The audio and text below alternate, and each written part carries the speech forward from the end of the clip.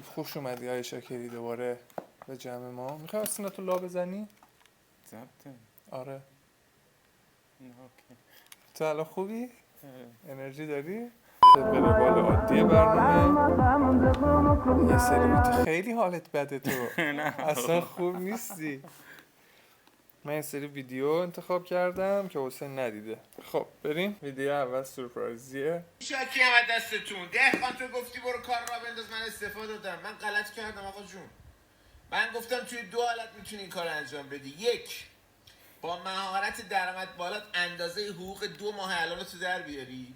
دو، به اندازه 6 ماه سیو و پسنداز داشته باشی. تو این دو حالت فقط اجازهشو داری. حالا خیلیا که این موضوع رو فهمیده بودن میگن آقا اون مهارت درآمد بالای چیه که من بتونم در کنار کارم کش در بیارم. مهارت درآمد بالای اینجاست. مهارت درآمد بالایی این سیستم 5 مرحله‌ایه که من سالها دارم ازش استفاده میکنم. نمیخواد پولی هم بدی، فقط این زیر بزن میخوامش. برو تو لینک بیو، از الان تا 24 ساعت فری گذاشتم، میتونی ازش استفاده کنی. ولی دانلودش کافی نیست. برو بخونش تمومش کن و من جای تو باشم این کار میکنم، بعدش میام استعفا میدم یا هر چیز دیگه. بودو کتاب نوشته. نظر راجع به ساعت پشتش چی بود؟ کتاب خودش نوشته. آره. نه فکر کنم پکیج بود. نه کتاب بود. نه فکر کنم مثلا این پکیج تو سی دی میدیه. کتابش چی؟ کتاب نوشته دیگه. نه. شاید کتاب یکی دیگه است. با میگه کتاب خودمه، برو بخونش. گفت دیگه. خب من اینو اصلا نفهمیدم. اون کتابه اصلا کتاب خودشه جدی میاد یا اینکه پکیج اون خیلی مهمه.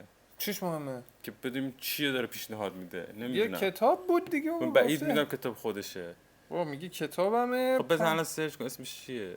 کتابه خودش فکر کنم چاپ کرده. یعنی سیستم 5 مرحله‌ای. این قطعا خودش نیست. امیررضا دهقان خودشه دیگه. کتاب نوشته. خب کتابو باز کنیم چیه. چگونه من یک درآمد آنلاین غیر حضوری با هیچ چیز به جز ایمیل ساختم. 6000 تومان. ارزون هست. صوتیش کتابشه دیگه. خب من واقعا نمیتونم خب در موردش صحبت کنم چون که خب کتابشو نخوندم. راجع به کتابش چرا میخوای صحبت کنی؟ اولش کلی چیز داره صحبت کنی. شاکی بوده دست مردم. شاکی بود میگفتش که مثلا شما میخواین به درآمد 2 برابری برسیم، بعد مثلا اول این کتابا رو بخونیم، بعد بریم استعفا بدیم، بعد به درآمد 2 مرحله‌ای برسیم. ما نمیدونم مرحله‌ای نه درآمد 2 برابری. درآمد 2 برابری. آره. بعد اینو خب من نمیدونم تو کتابش چی نوشته. بعد بخونم. مگه بخونم 68 صفحه کتاب. الان هیچ صحبت دیگه روی این ویدیو جذاب نداری؟ نه واقعا نه. خب یه میبینیم واقعا کتابش خوبه. یه میبینیم مثلا یه نفر که 1000 تا کار بد کرده، یه طوری کارش خوب بوده، اونم اد همینه.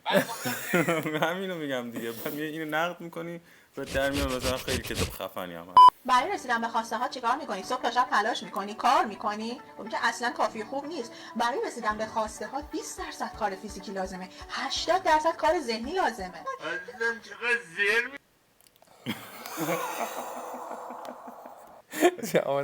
اینا از کجا میرسن به این داده ها؟ 20 80 20 که حالا یه قانونیه هست ولی 20%. من داشتم به همین فکر کردم 80 20 اشتباه نیست. اشتباه نیست ولی چجوری فهمیده که اینجا اون 80 کار ذهنیه؟ کجا 80 کار ذهنیه؟ اینجا. کجا؟ گفتش برای کار کردن اینا میری تلاش میکنی اینا، ولی کافی نیست. 20% کار کردنه، 80% کار ذهنیه. این من فکر میکنم کلا این حرف درستیه. خب 20% کار 80% کار ذهنیه. خب این حرف درستیه، ولی این منظورش این نیست که، یعنی حالا من خودشو نمیدونم این منظور رو میدونه یا نمیدونه، ولی این جمله رو از هر جایی که برداشته، هر جایی که خونده جمله درستیه. خب ولی تفسیرش برای مثلا مردم یه خورده اشتباه. مردم فکر می‌کنن مثلا 20% باید کار بکنی، یعنی مثلا از اون 8 ساعت قانون کار یا اون 8 ساعت کاری که باید انجام بدی 20% شو باید انجام بدی. اون 8 ساعت میشه 20% کار. منظورش اینه که مثلا اون کار فیزیکی که تو داری انجام میدی مثلا 8 ساعت یا 10 ساعت 12 ساعت، خب بعد کنارش باید حدوداً 4 برابرش دیگه 4 برابرش علاوه ذهنی و فکری روش کار کنی. یک جایی یک کلیپ از راکه کی اون بازیگر خفنه. خب بعد اونم یک کلیپ ازش دیدم میگفتش که من نمیدونم ساعت 4 یا 5 صبح بیدار میشم، 1 ساعت و 1 ساعت و نیم تمرکز میکنم، یعنی 1 ساعت و نیم کار ذهنی میکنه. یعنی این کلا حرف درستیه. چیزی که خندیدی بهش. ما اینجا میخوایم اینا رو مسخره کنیم آقا. هرچی هم بگن قرار مسخرهشون کنیم. مسخره نیست. توقع دارن ازمون. پول در آوردن از بازو تموم شد. الان باید دیگه از ذهنت پول در بیاری. این مسئله رو بیشینی با مرغ چلاق در میون بگذاری میخنده جانم. این بازش کن وقتی که تمام میشه تو ذهنم میره تو حرفای اینم به یک میزان خب درست میگه واقعا. خب اینم درست گفت. نه که درست بگه، خب یعنی میشه هم نقدش کرد، همین حرف اشتباهی که تو منتظر باشی از همون اول بتونی از بازود از ذهنت پول در بیاری، ولی من حس میکنم که بعد یه مدت میشه از ذهنت پول در آورد، از ذهن پول در آورد. خدا یکی، زن هم یکی. اگر انسان بتونه فقط 18 ثانیه روی یک چیزی تمرکز کنه، یک زنگ بزرگی در کائنات به صدا در میاد که توجه تمام هستی رو به سمت اون جذب میکنه. و اگر این 18 ثانیه تبدیل بشه به 68 ثانیه، دیگه کار تمومه. یعنی تمام هستی دست به دست هم میدن تا اون افکار اون فرد رو جواب یا راه حلی براش که آرزو زنگ کائنات بود. چرت و پرت گفتی که. خب جالبه دیگه. میدونی این 100% داره چرت و پرت میگه. خب 18 ثانیه اگه به یه چیزی فکر کنی مجبور میشه 68 خب ثانیه. 18 از کجا گیر آورد؟ یعنی چی؟ تو جواب بده. رسیده دیگه. خب میگم داره چرت و 18 پرت ثانیه میگه. یه بار 18 فکر کرده. یه بار 18 ثانیه فکر کرده، یه بار 18 ثانیه. قبلش بدون که فرکانس بدن ما آدم‌های سالم بین 62 تا 72 مگاهرتز. حالا این اسانس‌های روغنی که می‌خوام بهت معرفی کنم، هرتزهای بالاتری دارن، فرکانس‌های بالاتری دارن. یکی از اونها که خیلی معروفه، اسانس لونده یا استخوان‌جوسه که 118 هرتز فرکانس داره، یا اسانس روغن کندور که 147 مگاهرتزه. گلچین کردم. چرت و پرت اینو. خب خیلی از این یا بگم چرت و پرت یا بخندم، چی باید بگم این فرکانس این؟ خیلی چیز جذابی داره میگه. ببین من در صورتی میتونم این نقدش کنم که بدونم فرکانس درست چیه. نمیدونم فرکانس درستش چیه. فقط با لوندر چی؟ فرکانسی 110,000. خب یه سری اینا اعتقاد دارن. میرن درسته اصلا؟ ماشروم چی میرن قارچ میخورن؟ ماشروم قارچ میخورن، حرکات یوگا انجام میدن و فرکانس میسنجن. جهانی که ما توش زندگی میکنیم دوستان با انرژی کار میکنه. یعنی جهان یک اقیانوسی از انرژیه. این هرچی که شما میگید انرژیه. افکار شما انرژی، احساسات شما انرژی، این صندلی انرژی، دست شما انرژی. یعنی شما هر چیز رو بخواید خیلی خیلی از نزدیک بهش نگاه کنید چیزی به نام کوارک. اینجا همه حرفش درسته، انرژی واقعا. میراش خیلی خوبه اینجا همه چی مال انرژی خطاب به تمام موجوده. میدونی این جالبی این کلیپ بیشتر تو اینه که اومده مثلا یک سری حرفایی که حالا چه درسته چه اشتباه، اومده یک فیلم طنزی بینش گذاشته.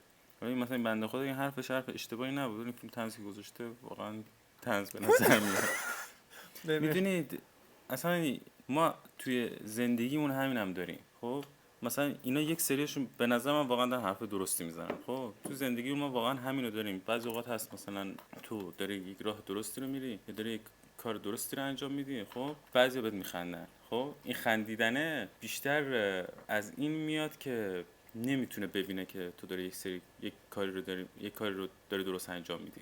یعنی مثلا چه میدونم الان مثلا این کاری که داری انجام میدی تو کسی مسخرهت کرده یا نه؟ قبلا انجام میدی مسخرهت میکردن دیگه. بعد اگر مسخرت نمیکنن دلیل به این نیست که کارت مسخره نیست به نظر بعضیا. خب اینو گوش کن، این که آدمای خوبی دور براتن. هر کاری که الان میکنم کلا نمیگم کارت مسخره است. اگه کسی مسخرت نمیکنه تو داری هر کاری رو انجام میدی و مسخره نمیشی، آدمای خوبی دور براتن. همین چیز برای من خودم خیلی اتفاق افتاده. یعنی هنوزم داره اتفاق میفته. هنوز دارم مسخره میشم بابت کاری که دارم انجام میدم. مثلا اینکه توی اتوماسیونی برای کارت ایجاد میکنی، خب که بتونی کارت سریعتر انجام بدی، جواب مشتری سریعتر انجام بدی، خب و بتونی کارت سریعتر انجام بدی دیگه. خب یعنی این به نفع مشتریه. خیلی مشتری اینو مسخره میکنن با اینکه به نفعشونه. میدونی واسه چی؟ چون که نه این بگیر و ببند و چی و اینا، خب کارش داره سریعتر انجام میشه ولی علت مسخره کردنش اینه که چون خودش نمیتونه همین کاری رو انجام بده. چه میدونم اینا، ولی اینا اینجوری نیست. من اینا رو اصلا نمی‌دونم. پیک آلفا توی صبح دقیقاً تا 20 دقیقه بعد از بیداری. توی این 20 دقیقه اگه بتونی کارهای درستی که بهت میگم رو انجام بدی، از این تکنیکایی که میگم استفاده کنی، اون خونه قشنگه بود، خونه بزرگه، تو محل خوبه، اونو میتونی به دستش بیاری. اون کسب و کاره بود، خیلی پردرآمد بود، آرزوشو ایدهشو داشتی، اونو میتونی بسازی. ببین خب نگاه کن خب چی ببین، میگه آخه این این بعد- عوضی میگه خب آفرین. صبح که بیدار میشی از 20 خواب 20 دقیقه دقیقه قبلش وقت یه داری سری که یه کارا- کاری بکنی که بعد برسی به اون خواسته. خیلی خب بعدش که داره زر میزنه خب، ولی اصل حرفش درسته. مثلا یک کتابی هست تخت خوابت رو مرتب کن. یعنی وقتی که بیدار میشی بودن 10 دقیقه رو وقت بذار تخت خوابت رو مرتب کنی. یعنی این کلا این ذهنیت درستیه که تو 20 دقیقه قبل از اینکه مثلا بخوای روزتو شروع کنی یه تایم فرکانس بذاری. آلفا اونجاه، بعد تو بیا این کارو بکن. مثل اون قضیه چیز میمونه نه، که ببین. قبل اینکه آبو بخوری بالا سرش تو آب خون، آب به فرمول های خیلی شکل قشنگی در میاد، میتونی بخوریش. خب آب تو هر حالت میشه خورد.